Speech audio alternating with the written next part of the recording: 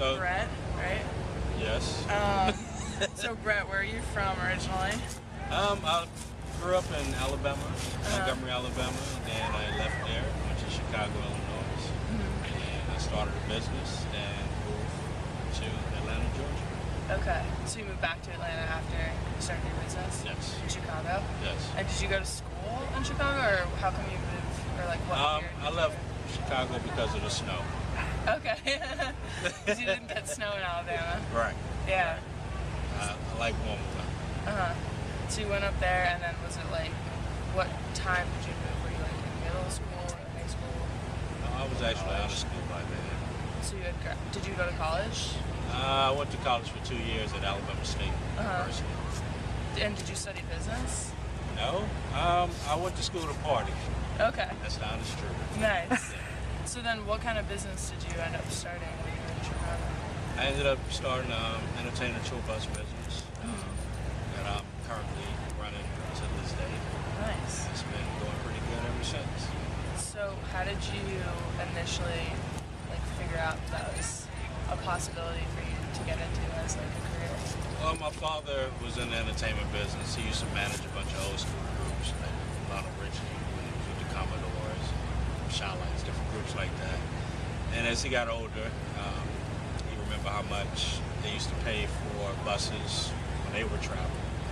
And as the groups got older, they stopped traveling as much. So he came to me and said, "Hey, let's start a business." And he said, "Tour buses." I didn't know nothing about it. He didn't either. I started researching it. Went and bought a bus, and he reached out to all his contacts. I started going to concerts and networking. Awesome. So the first bus, so it started with just one bus. Started with just one bus, H345, back in 2002. And you guys put all your money up front to start that? Well, the first one we got, we leased it, so we paid $10,000 up front. Spent basically $10,000 a month on the first bus. Grew pretty fast. We ended up with 3 buses within the first 7 months. And as the time went on, we ended up with 12. Wow, that's awesome. How long did you go with just one bus before you bought a new one? We went about 3 months. 3 One months. bus. Yes. Oh. And we started getting a lot of calls in for the buses. And went out and got another one, and then another one, and then another one, and it just grew like that. So how many buses do you have today? Today I'm just down to 4. Got into the buses, loved them, great business, great money. It's just hard to find dedicated drivers that will actually take care of the bus. All right. So we ended up downsizing, going down to 4 buses. I'm currently building up right now. When it gets about 8, stop it. So what makes like a dedicated driver to you? Like what qualities do they have? Someone that actually cares about passengers on the bus, their well-being, and care about the look and feel of the interior as far as it being clean and comfortable for the passengers. Okay. So you're on Warped Tour now. Are you on one of your buses from your business? Yes. Okay. Do you have more than one bus, or are you just kind of managing? Yes, I have another XL2 that group by the name of Lost Prophets. It's part of it. Cool. So on a day of Warped Tour, what's your day like? How do you know where you're going? How do you how do you do your job basically? Well, easy. I follow the address in the tour book. They have the addresses in the tour book. I punch it into the GPS, come to the venue. Yeah. And Johnny P, the lead driver, he guides us and tells us where to park. And get here, clean the bus up, make sure everything is straight, then I get in the van and go to my hotel room. Go to sleep. And you sleep and you chill. Do you ever get lonely being in a hotel room alone every day? Yes, I do. I Skype my wife and kids pretty much every day. She was out here with me for a few days at the beginning of the tour. The kids are away with the grandparents for the summer, so I try to bring her out. She helps me with the business as well. So, yeah, it gets kind of lonely, but Skype plays a good part. Yeah. And then every day, how do you know where you're supposed to park?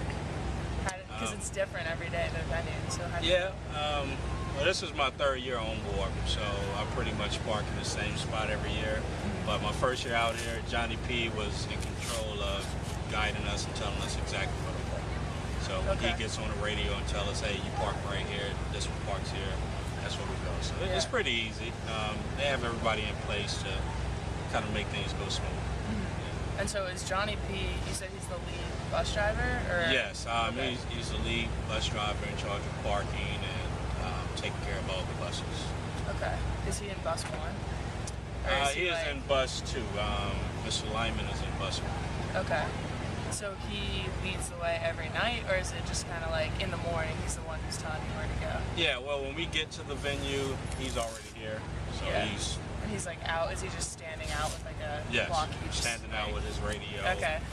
And pointing into the direction. Okay.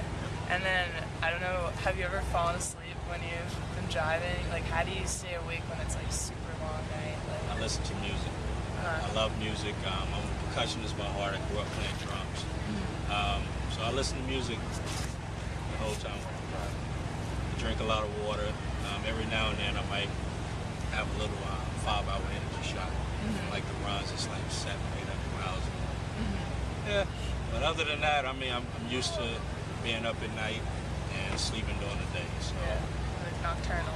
Right. It's a nocturnal lifestyle. Yeah. Got it. Even when I'm at home, I'm up at night Yeah. and sleep Oh man. sometimes during the day. Can't reverse it. Yeah, I try. Cool. Well, it works out eventually. Yeah. Yeah. All right. I think that's about it. Thank you for answering our questions.